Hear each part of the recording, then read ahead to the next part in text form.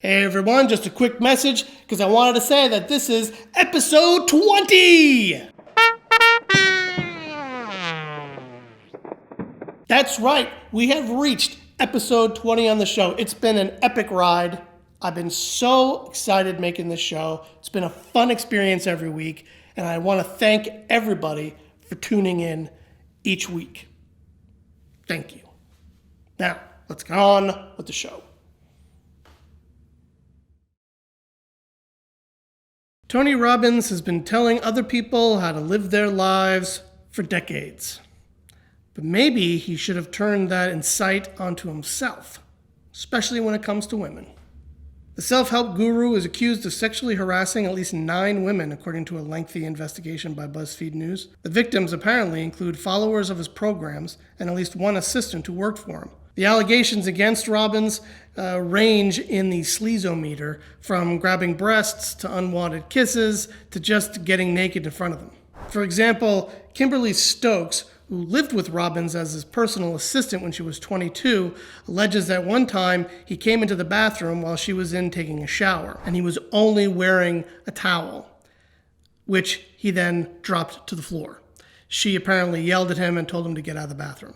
In another incident, a Sophia Koikis claims that Robbins took her hand and put it on his crotch, and then also grabbed her breast. And yet another woman claims that Robbins apparently groped her and gave her unwanted kisses. A lot of these incidences all happened in the 1990s. Robbins posted a response to BuzzFeed's story to Medium, and he acknowledges that he's not necessarily a perfect human being and has made mistakes in his time, but adamantly denies the sexual claims being made in the BuzzFeed report. I have never behaved in the reckless, irresponsible, or malicious manner intimated by false, unfounded, and incendiary allegations suggested by BuzzFeed storytellers. What do you think? Is Robbins being falsely accused? Or is this carefully crafted public persona of a self-help guru coming undone? Shark! Or maybe not. Reports of a great white shark in the Long Island Sound sparked headlines this past week. This would be the first time such a sea creature would be spotted in those waters, which usually host blue sharks or hammerheads. This nearly 10-foot-long great white shark, which is named Cadet, was tagged by OSEARCH researchers last year in Nova Scotia. They've tracked him up and down the East Coast, and he's been seen going as far down as Florida. But researchers were a little surprised to find that he actually turned up in Long Island Sound. Now, this story about the great white went viral. It was getting clicks all over the internet. Unfortunately, it may not turn out to be quite accurate. Researchers are now indicating that they can't be certain if the shark was actually in the Long Island Sound. A program manager with OSEARCH told the Hartford Courant, "It is impossible to know 100% whether he was in the Long Island Sound or not, given the data we have at the moment." Now, a similar incident happened in 2016 when a shark was believed to have entered the Long Island Sound that was being tracked by OSEARCH, but then it turned out later that he didn't actually go in there. I'm personally hoping that it turns out that this story doesn't prove to be false, and in the end, it was actually true. I mean, based on the data at the time, they thought he was there. It's just as they're looking at the data, they realize, oh, maybe it's a false reading, or maybe it's, the accuracy of the ping wasn't really where it said it was. So hopefully it's going to turn out to be true because, shark!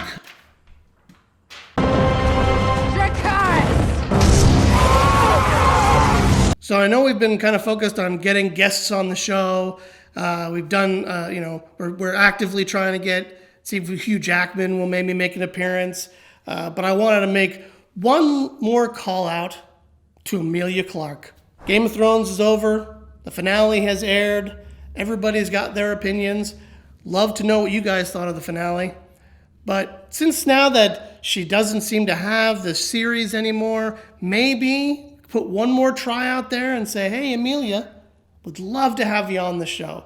Would love to have you right here co-hosting with me. Just one episode, and it'll be great. So putting the link to our petition back in the description again this week, and really want you guys, please sign it, share it, get it out there. Let's see if Emilia Clarke will come on this show. Michael, she's never coming on this show. Come on. Let it go. Always with the negativity. So this is a first for Daily News Weekly. We actually are doing a follow-up to a story we talked about back in March. The parents of a West Point cadet who tragically died after a skiing accident can use the sperm they collected from their son before his death to create a child. Now, just to recap the story a bit, Peter Zhu was in a skiing accident back in February. He hit a tree, broke his back, and it cut off oxygen to his brain. So during that period of time before he was officially declared dead, his parents got permission from the hospital to collect his sperm. Now, his parents wanted to have grandchildren, and they insist that their son also wanted to be a father. The other part of it is he was the only son. They are all Chinese immigrants. In China, there's the law, the one-child law, which means that the family could only have one child each. The father has two brothers, but they all had daughters. So Peter was the only son. Now, a judge has ruled that the parents have permission to use the sperm to create a child. They can go out and get a surrogate mother and hopefully have another son or another grandson. Now, this is an interesting gray area in terms of legality, because there is no federal law that dictates what can be done with sperm after a person dies. Hospitals have varying rules regarding this, but there aren't any actual laws dictating whether or not parents or loved ones or anybody could just take sperm from a husband or a son or something and then go about and create a child using that sperm.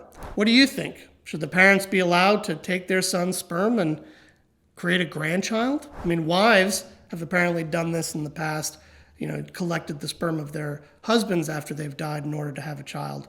But this is a first for parents. So the other day, I stopped off at this Giant supermarket. Giant? You mean like a big supermarket? What? No, it's called Giant. Oh.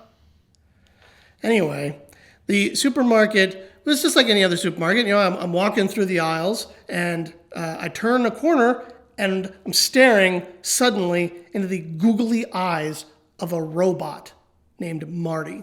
Apparently, it's part of a pilot program the supermarket is doing where they have these robots wandering the stores. Apparently, they're kind of like giant Roombas, right? They're there to make sure that the aisles stay clean.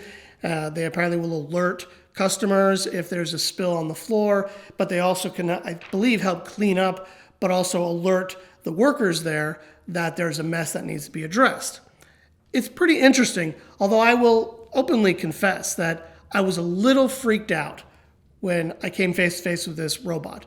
Maybe it was the googly eyes, I don't know, and the blue lights and everything. It was just a little strange. The funny part about this is right after this happened, I saw a Reuters report that the post office is apparently testing self-driving trucks in the Southwest. According to Reuters, these self-driving trucks will begin hauling mail between post office facilities in Phoenix and Dallas. Now, I don't know what you guys think about robots, but from everything I've ever seen, this only ends one way.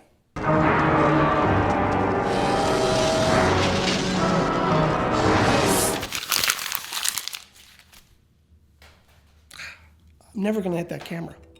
That's it, folks. Episode 20 is in the can. All done.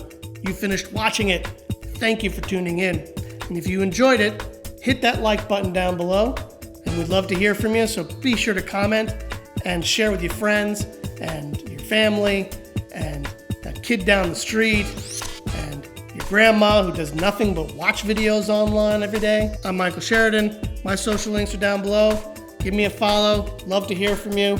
And that's it. Here's hoping for 20 more episodes. 20 more episodes. Is that right? 20 more? 10 and 10? Not like the 2 and 2. 10 and 10. Yeah, dating game. You older guys, you'll understand that reference.